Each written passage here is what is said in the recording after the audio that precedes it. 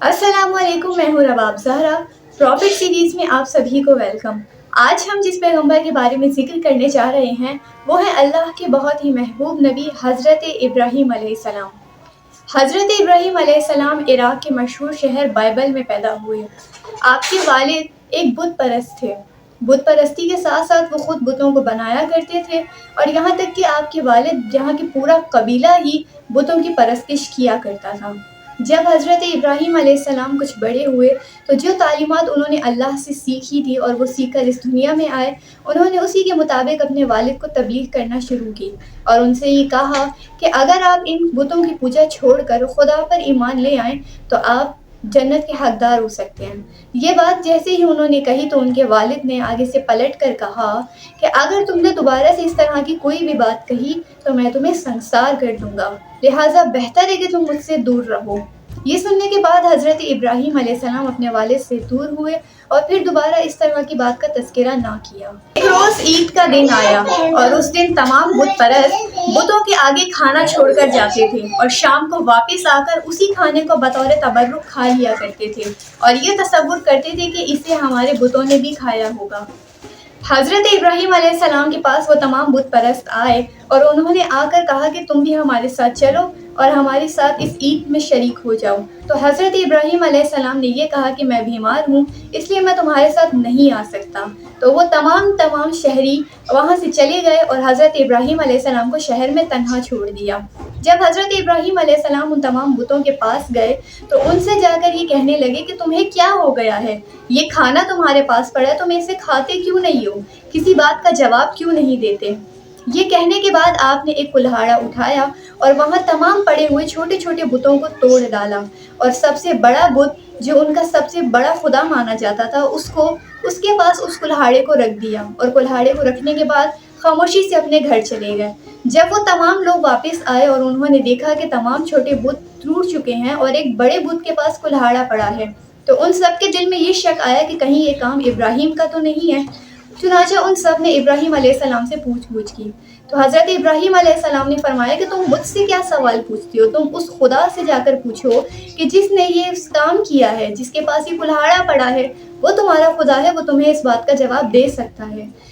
इन बातों के ज़रिए जनाब इब्राहीम अलैहिस्सलाम उन लोगों को गौर व फिक्र करने की तलकीन फरमा रहे थे। उस वक्त के लोगों ने फिर ये सोचा कि हम इस गलती की सज़ा इब्राहीम अलैहिस्सलाम को ज़रूर देंगे। फिर उन्होंने एक बड़ा सा गार खोदा और उसमें कई सालों की लकड़ियाँ जमा की और लकड़ियाँ जमा करने के बाद हज़रत इब्राहीम अलैहिस्सलाम को रस्सियों से बांधा और रस्सियों से बांधने के बाद आग जलाकर उस आग में हज़रत इब्राहीम अलैहिस्सलाम को फेंक दिया। चुनांचे जैसे ही हज़रत इब्राहीम अलैहिस्सलाम को आग में फेंका, आपके लबों पर एक दुआ थी कि जो आपने पढ़ा, हस्बुनल्लाहु व निअमल वकील, बेशक कि अल्लाह ही मेरा हामी और नासिर है। और ये कहने के बाद अल्लाह ने हज़रत इब्राहीम अलैहिस्सलाम की मदद फरमाई और आग से कहा कि ए आग तू इब्राहीम पर ठंडी हो जा। चुनांचे कि उस आग ने हज़रत इब्राहीम अलैहिस्सलाम को जलाया ही नहीं। सभी लोग दूर खड़े तमाशाई बनकर तमाशा देख रहे थे। उन सबका ये ख्याल था कि हज़रत इब्राहीम अलैहिस्सलाम को आग लग जाएगी और वो आग में जल जाएंगे, लेकिन जब उन्होंने ये देखा कि इब्राहीम अलैहिस्सलाम को तो आग लगी ही नहीं है और आग फ़कत उन रस्सियों पे लगी है जिन रस्सियों से उन्होंने इब्राहीम अलैहिस्सलाम को बांधकर आग में डाला था, तो वो सभी लोग हैरान हो गए और ये कहने लगे कि शायद ये जादू है। उस वक्त इब्राहीम अलैहिस्सलाम ने अल्लाह की अताअत करने की तलकीन की और उन लोगों को समझाया कि खुदा वहदहू ला शरीक है और मेरा खुदा जिस चीज़ पर चाहे इख्तियार रखता है, लिहाजा तुम सब भी उसकी इबादत करो और उस पर ईमान ले आओ। लेकिन हज़रत लूत अलैहिस्सलाम के अलावा कौम में से किसी ने भी आपकी बात की तलकीन पर अमल ना किया और ना ही कोई ईमान लेकर आया। चुनांचे हज़रत इब्राहीम अलैहिस्सलाम इराक़ को छोड़ने के बाद शाम चले गए और शाम में जाकर आपकी चचाज़ाद बेटी बीबी सायरा से आपका निकाह हुआ। लेकिन वहाँ के लोग भी परस्तिश करते थे, लेकिन वो बुतों की नहीं करते थे, वो सितारों की पूजा करते थे, सितारों का इंतज़ार करते थे, रात होते ही वो सितारों को पूजने लगते थे। तो हज़रत इब्राहीम अलैहिस्सलाम ने उनके आगे सवाल किया कि क्या ये मेरा खुदा है? लेकिन जैसे ही सितारे चले गए और सुबह नमूदार हुई, फिर आपने फरमाया कि ये मेरा खुदा कैसे हो सकता है, अगर मुझे दिन में इसकी ज़रूरत पड़े तो मैं किस तरह इसे पुकारूं। پھر اس کے بعد جب سورج کی پرستش کرنے والے دکھے تو آپ نے پھر فرمایا کیا یہ میرا خدا ہے؟ لیکن جب مغرب کا وقت قریب آیا اور چاند نمودار ہوا اس وقت آپ نے پھر فرمایا کہ کیا یہ میرا خدا ہو سکتا ہے؟ اگر مجھے رات میں اس کی طلب پڑے تو میں کیسے اسے پکاروں؟ جب رات کا وقت آیا تو پھر چاند نمودار ہوا اور چاند کی پرستش کرنے والے چاند کی پوجا کرنے لگے۔ پھر حضرت ابراہیم علیہ السلام نے دوبارہ سوال کیا کہ کیا یہ میرا خدا ہے؟ لیکن جب صبح نمودار ہوئی تو پھر حضرت ابراہیم علیہ السلام نے فرمایا کہ اگر رات کے وقت یہ خدا ہے اور دن میں کسی کو اس کی ضرورت پڑ جائے تو یہ تو خدا ہے ہی نہیں کہ جو اپنے بندے کی ضرورت کے لیے میسر ہی نہ ہو، تو کیا یہ میرا خدا ہو سکتا ہے؟ گویا کہ ان تمام باتوں سے حضرت ابراہیم علیہ السلام اپنی قوم کو غور و فکر کرنے کی تلقین کر رہے تھے کہ خدا وہ ہے جو ہر وقت ہو، ہر جگہ موجود ہو، نہ کہ وہ کہ جس کے آنے اور جانے کا تمہیں انتظار کرنا پڑے۔ لیکن کسی نے بھی آپ کی بات پر کان نہ دھرا اور کسی نے بھی آپ کی تلقین کو سمجھنے کی کوشش نہ کی۔ چنانچہ حضرت ابراہیم علیہ السلام بی بی سائرہ کے ساتھ مصر چلے گئے اور مصر میں جیسے ہی داخل ہوئے تو وہاں کے غلاموں نے بادشاہ کو خبر کی کہ ایک مرد یہاں داخل ہوا ہے جس کے ساتھ ایک خاتون ہے جو بے حد خوبصورت ہے۔ چنانچہ بادشاہ جو اس وقت کا نمرود تھا اس نے حکم دیا کہ تم جاؤ اور ان دونوں کو یہاں لے آؤ، اور اگر وہ انسان یہ کہے کہ یہ عورت اس کی بیوی ہے تو اسے وہیں قتل کر دینا۔ ادھر اللہ نے حضرت ابراہیم علیہ السلام کی طرف وحی بھیجی اور انہیں تقیہ کرنے کی نصیحت کی۔ چنانچہ حضرت ابراہیم علیہ السلام نے بی بی سائرہ سے کہا کہ اگر آپ سے کوئی بھی پوچھے کہ ہم دونوں کیا ہیں تو آپ یہ کہنا کہ تم میری بہن ہو، اس طرح کہ تمہاری اور میری جان محفوظ رہے گی۔ کسی کو یہ مت بتانا کہ ہمارا رشتہ کیا ہے۔ چنانچہ حضرت ابراہیم علیہ السلام کسی کام سے گئے اور بی بی سائرہ کو وہ غلام اٹھا کر لے گئے اور بادشاہ کے سامنے پیش کیا، اور بادشاہ نے جب بیت فعلی کے لیے حضرت بی بی سائرہ کی طرف ہاتھ بڑھانا چاہا تو اللہ کی جانب سے اس کا ہاتھ جم گیا اور وہ ڈر گیا کہ یہ کیا عمل ہوا ہے کہ میرا ہاتھ جم کیوں گیا۔ لیکن بی بی سائرہ نے جیسے ہی یہ منظر دیکھا تو اس ڈر سے کہ کہیں یہ لوگ مجھے جادوگر نہ سمجھے اللہ کے حضور دعا کی کہ خدایا اسے ٹھیک کر دے، اور اللہ نے اسے ٹھیک کر دیا۔ چنانچہ جیسے ہی ہاتھ ٹھیک ہوا اس بادشاہ نے پھر دوبارہ بد فعلی کے لیے ہاتھ بڑھایا، اور ہاتھ بڑھانے کے بعد 3 مرتبہ اس نے یہ عمل کیا۔ جب تیسری مرتبہ اس نے یہ عمل کیا تو پھر بی بی سائرہ سے کہا کہ اگر اب آپ مجھے ٹھیک کر دیتی ہیں تو میں وعدہ کرتا ہوں میں آپ پر بری نگاہ نہیں ڈالوں گا۔ چنانچہ بی بی سائرہ نے پھر دعا کی اور وہ ٹھیک ہو گیا، جس کے بعد اس نے بی بی سائرہ کو باعزت وہاں سے جانے کی اجازت دے دی۔ اپنے گھر آنے کے بعد جناب ابراہیم علیہ السلام کو تمام واقعہ بیان کیا کہ جس کے بعد حضرت ابراہیم علیہ السلام نے فرمایا کہ اب ہم یہاں نہیں رہیں گے، اور وہ دونوں وہاں سے واپس اپنے شہر فلسطین چلے گئے۔ اور فلسطین جانے کے بعد جب حضرت ابراہیم علیہ السلام کی عمر 86 برس ہو چکی تھی تو بی بی سائرہ نے سوچا کہ میں تو بانجھ ہوں، میری اولاد ہو نہیں سکتی، لہٰذا میں ابراہیم کی شادی جناب ہاجرہ سے کروا دیتی ہوں کہ جن کے بعد اللہ انہیں اولاد سے نوازے گا۔ چنانچہ بی بی ہاجرہ کی شادی جناب ابراہیم علیہ السلام سے ہوئی کہ جس کے بعد اللہ نے انہیں خوبصورت فرزند حضرت اسماعیل علیہ السلام سے نوازا۔ حضرت ابراہیم علیہ السلام کو اللہ نے وحی کی کہ اب آپ مکہ کی طرف روانہ ہو جائیں۔ چنانچہ بی بی ہاجرہ کے ساتھ آپ مکہ کی طرف روانہ ہوئے، اور مکہ کی طرف روانہ ہوتے ہی آپ کو اللہ کی طرف سے جو حکم تھا آپ نے بی بی ہاجرہ اور جناب اسماعیل علیہ السلام کو تنہا چھوڑا اور اپنا سفر کرنے لگے۔ بی بی ہاجرہ پیچھے پیچھے چلنے لگی اور ایک مرتبہ سوال کیا کہ آپ کہاں جا رہے ہیں؟ جناب ابراہیم نے کوئی جواب نہ دیا۔ بی بی ہاجرہ نے پھر سوال کیا کہ آپ کہاں جا رہے ہیں؟ جناب ابراہیم نے تب بھی کوئی جواب نہ دیا۔ پھر بی بی ہاجرہ نے دوبارہ سوال کیا کہ کیا اس کام کے لیے اللہ نے آپ کو کہا ہے؟ جناب ابراہیم نے کہا ہاں۔ پھر بی بی ہاجرہ کے دل کو اطمینان ہوا کہ اللہ کا حکم ہے لہٰذا ضرور اس میں کوئی حکمت ہوگی۔ جس کے بعد جناب بی بی ہاجرہ اور اسماعیل علیہ السلام کے پاس نہ کھانے پینے کے لیے کوئی غذا تھی اور نہ کوئی انسان تھا کہ جو آپ کی امداد کر سکے۔ اس وقت بی بی ہاجرہ پریشانی کے عالم میں پہاڑیوں کی طرف بھاگ کر جا رہی تھیں، اور پہاڑیوں پر اتنا دور تک سفر کرتی تھی کہ اسماعیل علیہ السلام آپ کو نظر ہی نہ آتے تھے، اور دور تک جانے کے بعد کوشش کرتی تھی کہ شاید کوئی انسان نظر آ جائے کہ جو ہماری امداد کر سکے یا کھانے کے لیے کوئی سامان میسر ہو سکے۔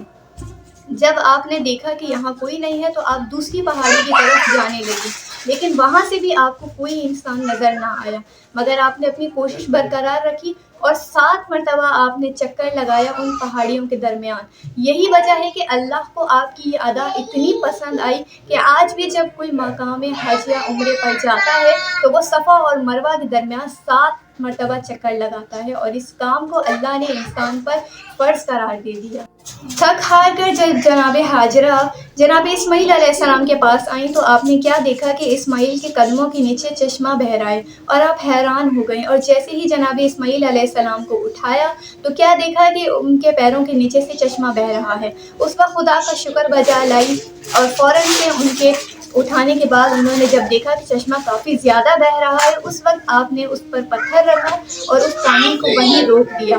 حضرت محمد مصطفیٰ صلی اللہ علیہ وآلہ وسلم فرماتے ہیں کہ اگر بی بی ہاجرہ اس وقت جلد بازی سے کام نہ لیتی تو اللہ کے حکم سے زمزم آج ایک سمندر کی مانند ہوتا۔ زمزم سے انہوں نے اپنی پیاس بجھائی اور اسی کو غذا کے طور پر استعمال کیا۔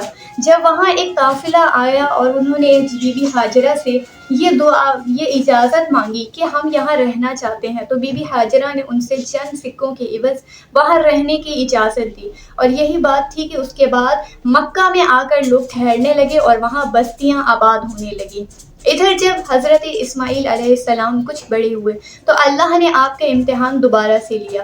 اللہ نے جناب ابراہیم علیہ السلام کو خواب میں دکھایا کہ آپ اپنے فرزند کو قربان کر رہے ہیں۔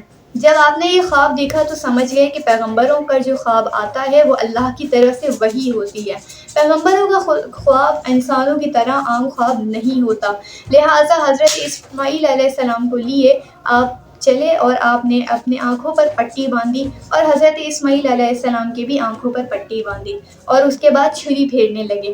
لیکن جب چھری پھیری تو کیا آنکھوں سے پٹی ہٹانے کے بعد منظر دیکھتے ہیں کہ اسماعیل کی جگہ وہاں سے جنت سے آیا ہوا ایک دمبا ہے اور جو ذبح ہو چکا ہے۔ جب حضرت ابراہیم علیہ السلام نے یہ دیکھا تو حیران و پریشان ہو گئے۔ پھر اللہ نے حکم دیا کہ آپ کی یہ قربانی ہم نے قبول فرمائی ہے، اور آپ کی یہ ادا اللہ کو اتنی پسند آئی ہے کہ اب قیامت تک لوگ آپ کے نام پر قربانی کیا کریں گے اور آپ کی اس سنت کو بابا کریں گے، اور لوگوں کے درمیان اس چیز کو عید الاضحیٰ کے طور پر منایا جائے گا۔ کعبے کی تعمیر کا وقت آیا تو اللہ نے حضرت ابراہیم علیہ السلام کو جناب اسماعیل علیہ السلام کے ساتھ کعبے کو تعمیر کرنے کا حکم دیا، کہ جس کے بعد جناب ابراہیم علیہ السلام نے حضرت اسماعیل علیہ السلام کے ساتھ کعبے کی تعمیر کا کام شروع کیا۔ اور آپ نے جب کعبے کی تعمیر کا کام شروع کیا تو اس وقت حجرۃ الاسود جو جنت کا قیمتی پتھر ہے، اور اس وقت وہ پتھر سفید رنگ کا تھا، جنت سے آیا تھا، لیکن اب وہ پتھر لوگوں کے گناہوں کی وجہ سے سیاہ ہو چکا ہے۔ ابراہیم علیہ السلام نے خانہ کعبہ کو تعمیر کیا، اور اپنے بیٹے کے ساتھ تعمیر کرنے کے بعد جب کعبے کو بنا رہے تھے تو اس وقت آپ کے پیر ایک پتھر پر تھے اور آپ ننگے پیر تھے، اسی لیے آپ کے دونوں پیروں کے نشان اس پتھر پر جم گئے، اور جس مقام کو آج بھی مقام ابراہیم علیہ السلام کہا جاتا ہے۔ حج اور عمرے پر جتنے بھی لوگ جا چکے ہیں انہوں نے وہاں پہ اس مقام کی زیارت لازمی کی ہوگی۔ اس کے بعد جب کعبہ تعمیر ہو چکا تو اللہ نے جناب ابراہیم علیہ السلام سے فرمایا کہ اب تم لوگوں کو پکارو اور کہو کہ حج اور عمرے کے لیے آ جائیں، تو انہوں نے فرمایا کہ یا میرے اللہ، میری آواز کہاں تک لوگوں پہ پہنچے گی اور لوگ میری آواز پر کیسے آئیں گے؟ تو اللہ نے جناب ابراہیم علیہ السلام سے کہا کہ تمہارا کام ہے آواز دینا، اور ہمارا کام ہے اس آواز کو لوگوں تک پہنچانا۔ چنانچہ حضرت ابراہیم علیہ السلام نے آواز لگائی اور لوگوں کو پکارا کہ آؤ اور حج اور عمرے کی سعادت حاصل کرو۔ چنانچہ آج بھی اس آواز کا اتنا اثر ہے کہ ہر مومن اور مومنہ کے دل کی یہ آرزو ہوتی ہے کہ ایک مرتبہ ہمیں اپنی زندگی میں حج اور عمرے کی سعادت ضرور نصیب ہو۔ تو یہ تھی حضرت ابراہیم علیہ السلام کی زندگی۔ حضرت ابراہیم علیہ السلام اللہ کے اتنے قریبی اور محبوب نبی ہیں کہ اللہ نے آپ کو ایک القاب سے نوازا ہے جس کے معنی ہیں اللہ کا دوست، یعنی خلیل اللہ۔ اگر آپ کو ویڈیو پسند آئی ہو تو اس کو شیئر ضرور کیجیے گا۔ ملتے ہیں نیکسٹ ویڈیو میں، اور کامنٹ کر کے ضرور بتانا کہ آپ نیکسٹ ویڈیو کس پیغمبر پہ دیکھنا چاہتے ہیں۔ ملتے ہیں نیکسٹ ویڈیو میں۔ اللہ حافظ۔